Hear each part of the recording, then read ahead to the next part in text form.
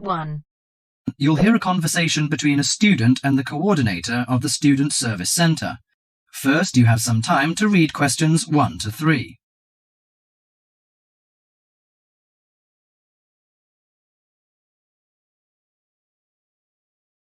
Now listen to the conversation and answer questions 1 to 3. Hi, sit down please. How can I help you? Thank you. I'm a student in the sociology faculty. I'm coming to ask for some information about renting a room in the college or near the campus. My name is Sarah. Yes, Sarah. How long have you been here in Sydney? You are not new, I suppose. No, I'm in my 2nd year. I came to Sydney 18 months ago from Korea. Where are you living now? I live with my aunt in my cousin's room. It's pretty nice to live with my relatives, but unfortunately my cousin has finished his term and is returning from Britain next week. I have to rent a room for myself. Yes, it sounds a little unfortunate, but I suppose it's a good chance for you to have a deeper understanding to real world. I hope so. Well, what sort of thing are you looking for? What we provide ranges from shared flat to homestay, and of course we have houses with gardens if you like. No, the house with a garden is obviously out of my price range. Shared flat is not bad, but I prefer a homestay. I enjoy the feeling of living with the family. When do you plan to begin the rent? Next week, you just said? No, my cousin is arriving by next week, so I hope to move out by this weekend. This weekend, okay. The main area we deal with is around the university. Around the university, aha. Do you have anything near the northern gate of the university? You know, the sociology faculty is near the northern gate.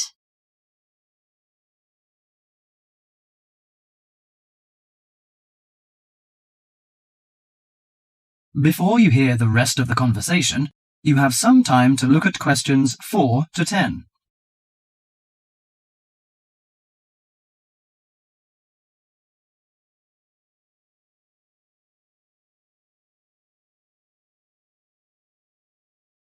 Now listen to the conversation and answer questions 4 to 10. Yes, what sort of price are you thinking of? Well, could you give me some idea? You know, I have no experience of renting a room. I don't know what price is reasonable, but I hope it's not over $300. I see. Usually the homestay ranges from $180 per month. Only $180? Yes, to $350 depending on a number of different factors. What does it depend on? Well, obviously the quality of the house, the facilities and extra services. Oh, I don't care about the quality very much, as long as it's clean. As to the facilities, I want the room with a separate bathroom. Kitchen isn't a necessity, because I don't want to cook by myself. I hope to have meals with the family if possible. Okay, let me check the files. Yes, I think this one might suit you. It's a family house with 2 vacant bedrooms. How about the owner of the house? I mean, is it a family or... According to the file, it is a retired lady. She wants to find college students as tenants. That's great. What's the condition of the rooms? The bigger bedroom is furnished and with a bathroom, and the rent is $320 per month.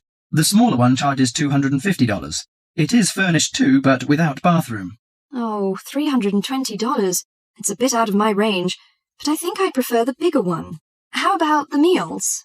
Well, the rent includes breakfasts and suppers. No lunches, however. You have to buy your lunch. That's no problem. I usually have my lunch in the college cafeteria.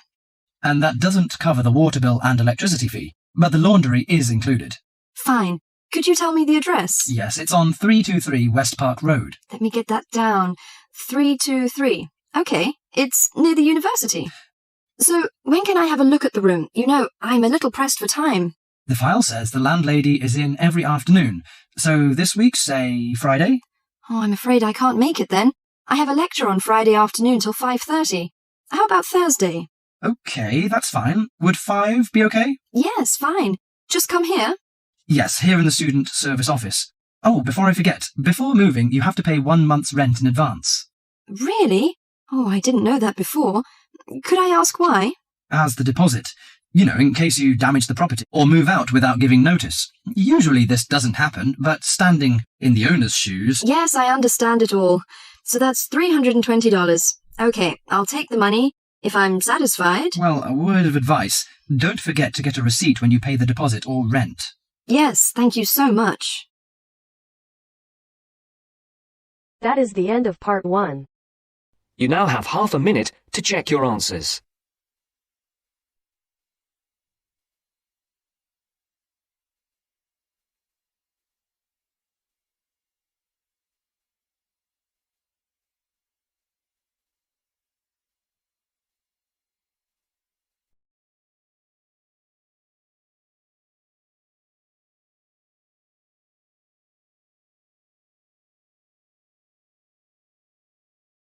Now turns to part 2. Part 2. You will hear a talk about societies and events at a university. First, you have some time to look at questions 11 to 16.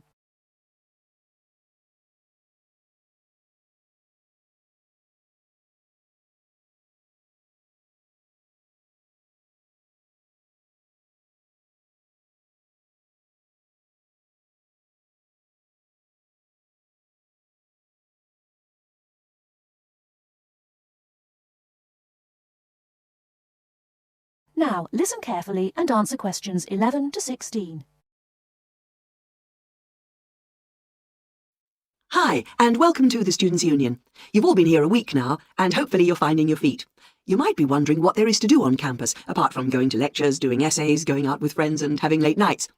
Tonight, you're going to hear about some of the societies, clubs, and associations that you can join as a new student, as well as the cultural events going on that might interest you. Richard Hillman from Student Services has come along this evening to tell you more. Good evening. It's good to be here and to see you all. But let me say straight away that as students of the university, you are entitled to join free of charge over 100 societies on the official list. OK, let's begin.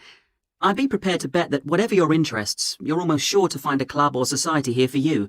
Not surprisingly, there are the long-established clubs that you can find at any university, like the Football Club or the Drama Society, along with a whole range of less usual clubs. For example, the Rock Society. We do have a rock climbing club here, but the Rock Society has nothing to do with outdoor activities. It's a music club. That takes me neatly onto the Mountaineering Club. Now, it might surprise you that a university in one of the flattest parts of the country has a thriving group of mountaineers. They meet twice a week on Tuesdays, from 5 in the afternoon until 10 o'clock in the evening, and on Thursday afternoons from 1 o'clock until 5. At their regular meetings, they use the climbing wall, but they also organise trips to real mountains both here and abroad during the vacation. Another rather out-of-the-ordinary society you might like to try is the Dance Club. They meet regularly every Friday. This term, they're running salsa classes. Next term, it's tango, and in the summer, it'll be Scottish dancing. Quite a selection. They also put on special events twice a term, either performances by visiting groups or actual dances. Their next event is next Saturday when they're putting on a Latin evening. Go along and try out your samba. At the moment, the dance club is trying to attract new members who may have new ideas for future classes and events. If you're an overseas student, you may find there is a society for students from your country putting on events that'll make you feel more at home. The Mexican Society, for example, is putting on a special Christmas celebration with traditional Mexican food and drink. And every 4 weeks, the Hellenic Society has a film evening. There are also national societies for Malaysian, Turkish and Chinese students. And don't forget, these societies are open to everyone, whether you're from that country or not.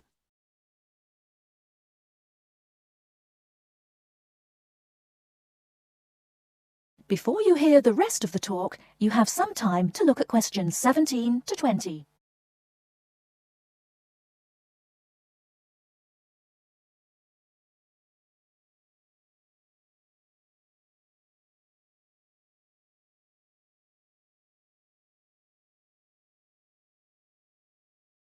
Now listen and answer questions 17 to 20.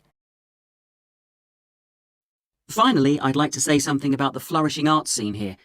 This is centred mainly on the Lakeside Theatre and includes a full programme of music, theatre and visual arts. As far as visual arts are concerned, the University Gallery has exhibitions throughout the year.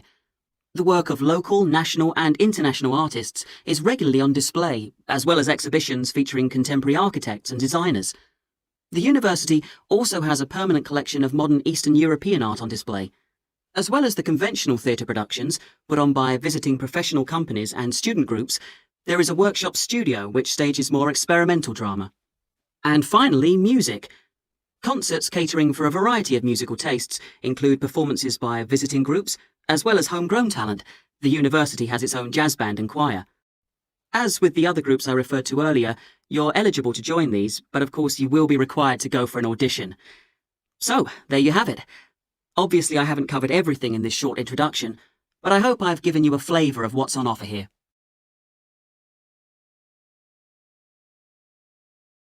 That is the end of part 2. You now have half a minute to check your answers.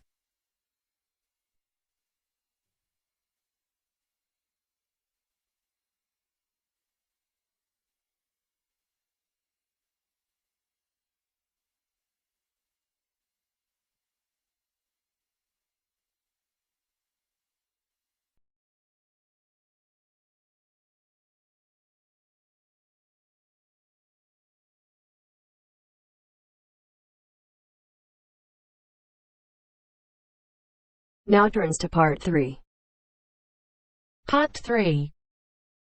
You are going to listen to a conversation between two students talking about a lecture they have just attended. First, look at questions 21 to 24.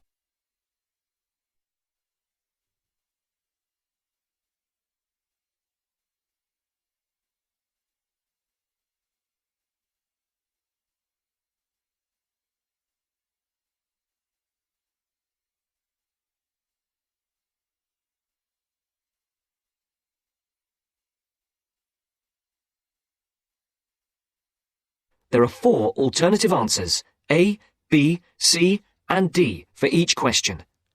Decide which alternative is the most suitable answer and circle the appropriate letter. Henry, don't you think Dr. Adams' lecture was really very good? He could talk about the telephone directory and make it interesting. All his lectures are like that, Astrid. He's just one of those people. I wish we had him as our tutor. I bet you that he is very demanding, though. Boris is in his tutorial group and agrees that he is a brilliant lecturer, but he puts them under a lot of pressure. But don't you think that's good? Perhaps. But I am glad to have Dr. Adams as a lecturer. He's interesting and rather funny and puts just the right amount of pressure on people. Did you take lots of notes in the lecture? Yes, actually I did. In fact, several pages. I didn't think I had taken so many. I was that busy listening to what was being said that I didn't take many notes. Can I photocopy yours? I don't think that's such a good idea. You won't be able to read my handwriting, and sometimes I write them in English and sometimes in Arabic. Oh, let's have a look. Wow, your notes are so neat. There's not much Arabic. There is on this page. Oh, yes, there is. Dr. Adams would be pleased to see this, especially given what he was talking about. Don't you keep careful notes? Sometimes. It depends on the lecture. I don't think I'll forget Adams's lecture today, but some of the detail will fade.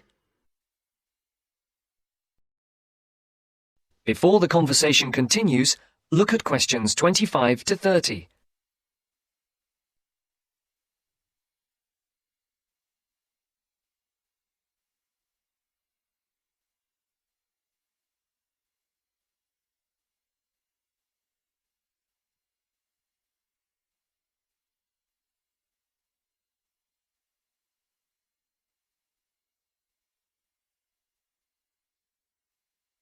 As you listen to the next part of the conversation, I type up everything afterwards so you can have a copy then, and you can fill in anything I have missed. I'm not so good on the broader concepts. I'm better when it comes to detail. just what Adams was talking about. Well, I am definitely a detail person. I need to have everything written down before I As can you get the listen to concepts the next part of clear the in my head. conversation, And write I no am more the than complete 4 opposite. words for questions I find all the 25 detail to clutters up 27, my mind, and I get for very questions frustrated, 28 to which was 30, just what he was on write about. no more than 2 He mentioned words the book he'd for each written. He answer. mentioned several. The one on space and the individual? Yes, called My Space. It's on the book list. So it is. I think I'll get that out of the library or get my own copy. Did you get what he said about spatial awareness? I didn't really. Yes, it was fascinating.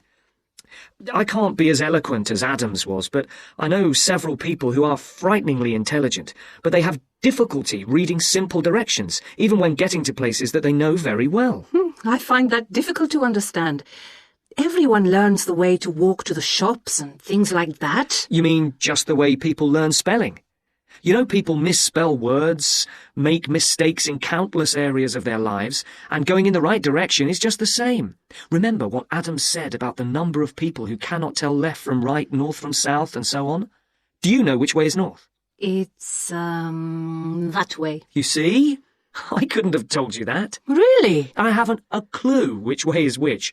That's why I'm always getting lost when I go out on my bike, and put me in a completely new place, and I am totally lost. What about maps? I'm hopeless at reading them. But then you're brilliant at writing essays and getting all the ideas down in the right order, and I don't know where to start. Again, just what Adams was talking about. What we need to do is combine our skills. You teach me to cope with detail, and I'll teach you how to string concepts together. Okay, we can do that. Which way is the library? It's... you're making fun of me.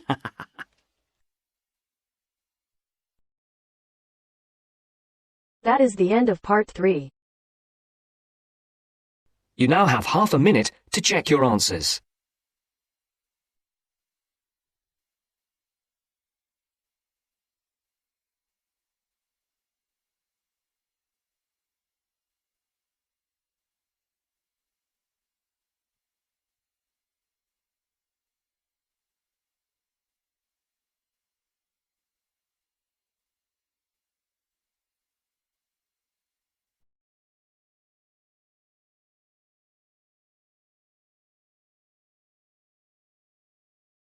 Now turns to part 4.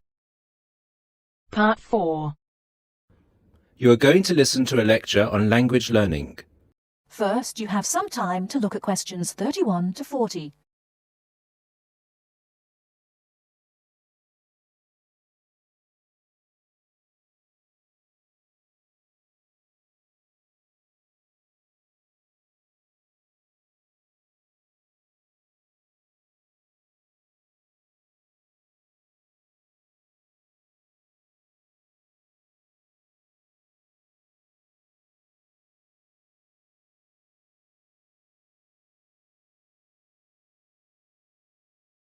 Now listen carefully and answer questions 31 to 40. This is the first in our series of lectures on language learning. The topic I'd like to deal with today is, what makes a successful language learner? There's been a lot of research into what makes some people learn a language faster than others. In this lecture, I'll summarize the main findings of the research into the subject. There are many factors that influence how quickly one learns a foreign language, of which exposure to the target language seems to be one of the most important factors to consider. It's this factor which determines the speed of learning a language, especially among those people who learn a foreign language outside the classroom.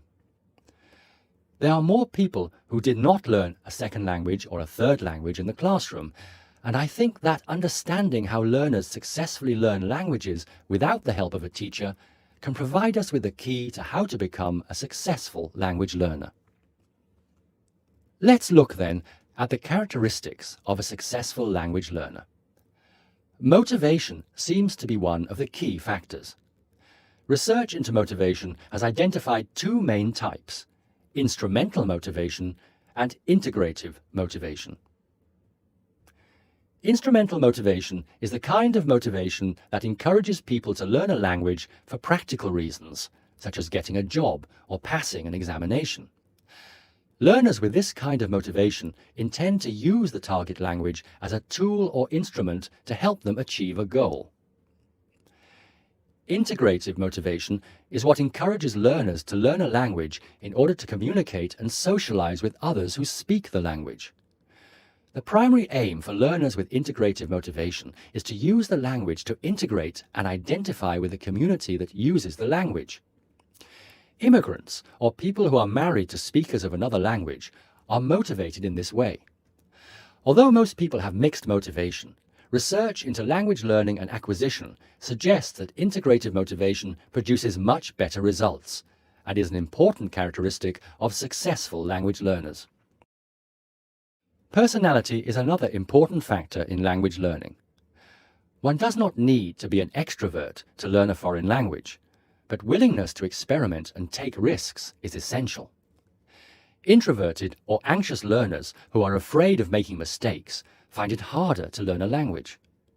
Good language learners will try to experiment with different ways of learning vocabulary or grammar until they find the way that suits them best. Language is a complex system. Successful language learners often design complex learning systems to master a language. They think about how they learn and organize their learning accordingly. They develop their own learning style and use a range of learning skills such as efficient revision techniques, systems for learning and organizing vocabulary, the ability to monitor their own speech, and the ability to plan their learning. Finally, age is another major factor to be borne in mind.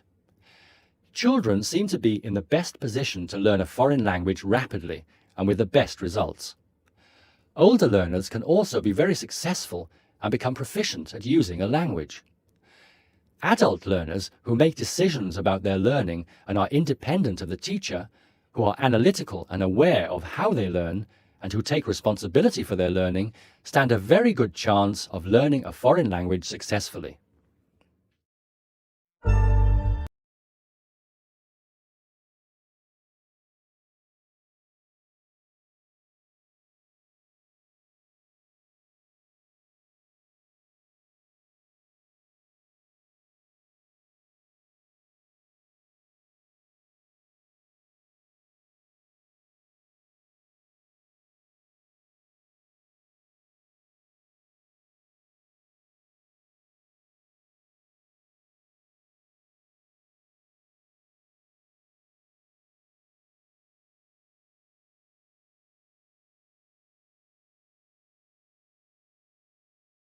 Thanks for watching. Here are other 2 videos. You can watch them as well. And if you haven't yet subscribed my channel, please subscribe it and hit the bell icon for my upcoming videos, and share these all videos among your friends.